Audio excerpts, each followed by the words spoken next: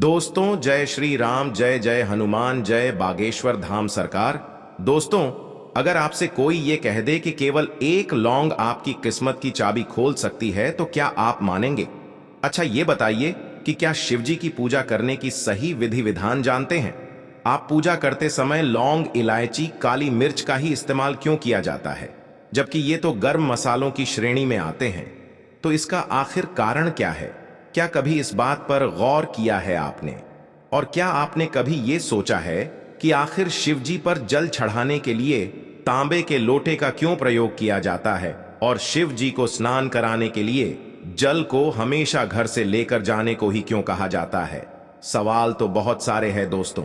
अगर आपको इन सभी सवालों के जवाब एक ही वीडियो में मिल जाए, चलिए बताते हैं कैसे। दोस्तों, आपको हम अपनी हर वीडियो में बागेश्वर धाम की महिमा के बारे में बताते ही रहते हैं। बागेश्वर धाम के बालाजी महाराज पंडित श्री धीरेन्द्र कृष्ण शास्त्री जी हनुमान जी के भक्त हैं, लेकिन वो अपने प्रवचनों में सभी भगवानों को बराबर महत्व देते हैं। और उन्होंने हमेशा ये कहा है कि कोई भी पूजा अर्चना या सेवा हो, उसे अगर विधि विधान के साथ किया जाए तो पूरा फल मिलता है।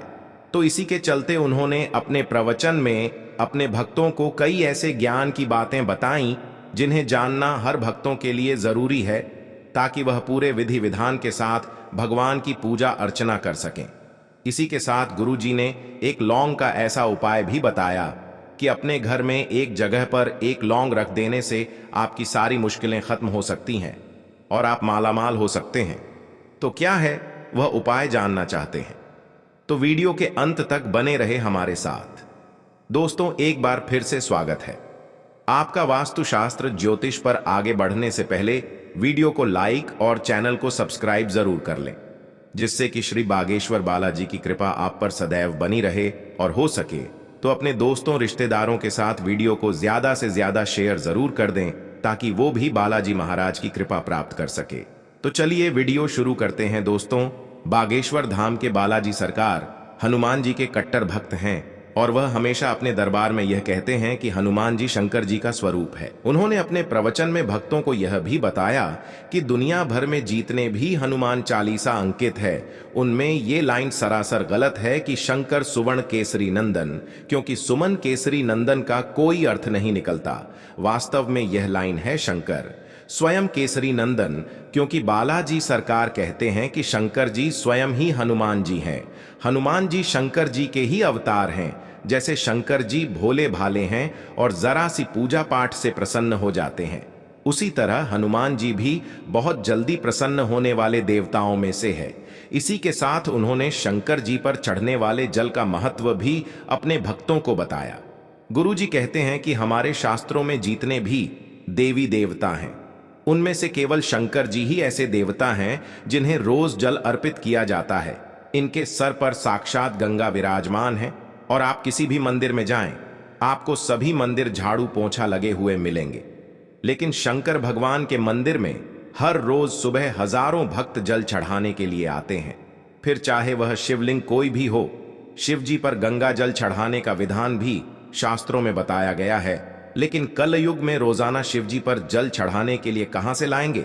तो विष्णु पुराण, शिव पुराण में वर्णित है कि अगर हम अपने घर से तांबे के लोटे में जल भरकर जाते हैं, तो शिव जी के मंदिर के द्वार पर बैठे हुए नंदीगढ़ मंदिर की चौखट पार करते ही लौटे के जल को गंगा जल में बदल देते हैं, और फिर हम उसी जल को शिव जी पर अर्पित करते हैं। तो इसीलिए जल को हमेशा घर से ले जाने की सलाह दी जाती है। जो लोग मंदिर में लगे हुए नल या टंकी में से शिव जी पर जल चढ़ाते हैं, वे जल वास्तव में शिव जी स्वीकार करते ही नहीं है। इसी के साथ तो गुरु जी ने एक और उपाय बताया कि जब भी हमें कितनी भी बड़ी से बड़ी परेशानी हो, तो एक सरल से उपाय करने से सारी मुश्किल हल हो सकती है।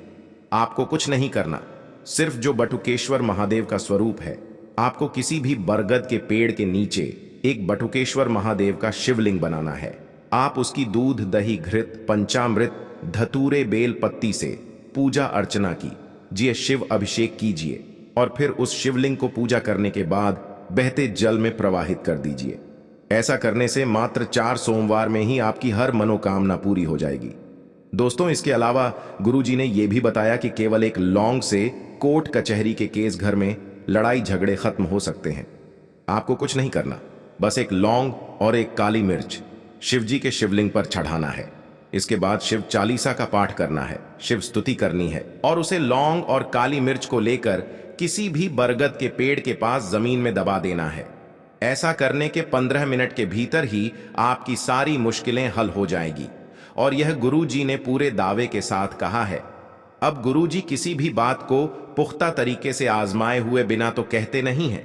न किसी के साथ गुरुजी ने शव यात्रा के दौरान राम नाम सत्य है बोले जाने का भी सही अर्थ बताया है।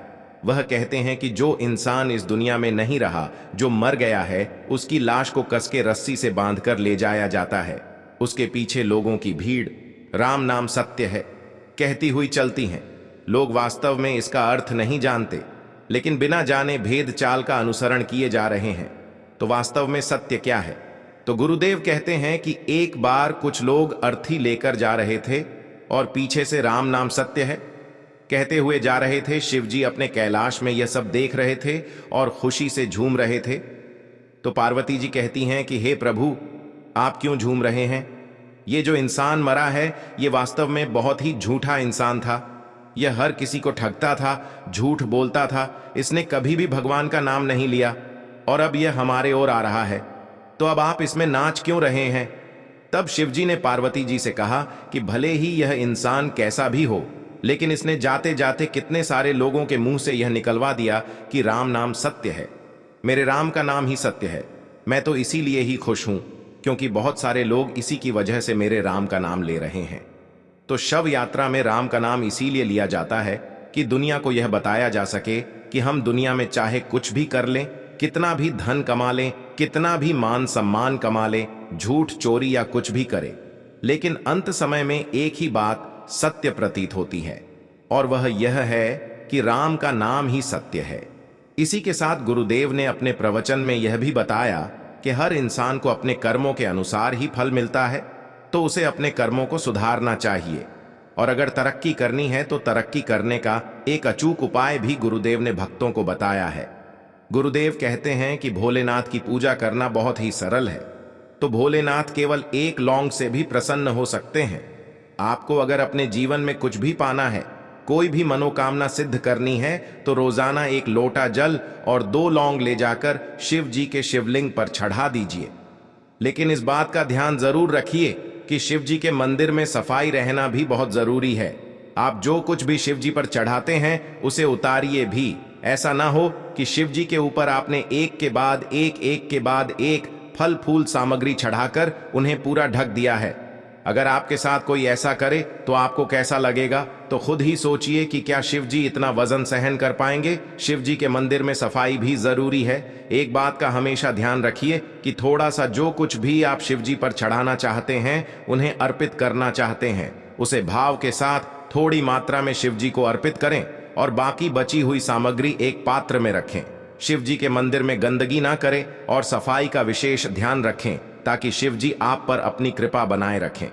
तो दोस्तों, ये थे वो उपाय जो पंडित धीरेन्द्र कृष्ण शास्त्री जी ने अपने भक्तों को बताए और जिन्हें अपनाकर आप अपने जीवन में सब कुछ पा सकते हैं। तो अगर आपको गुरु जी की ये बातें अच्छी लगी हो तो वीडियो को लाइक कीजिए और कमेंट बॉक्स में जय श्री राम, जय बागेश्वर, हम सरकार, जय हनुमान, जय सीताराम जरूर लिखें।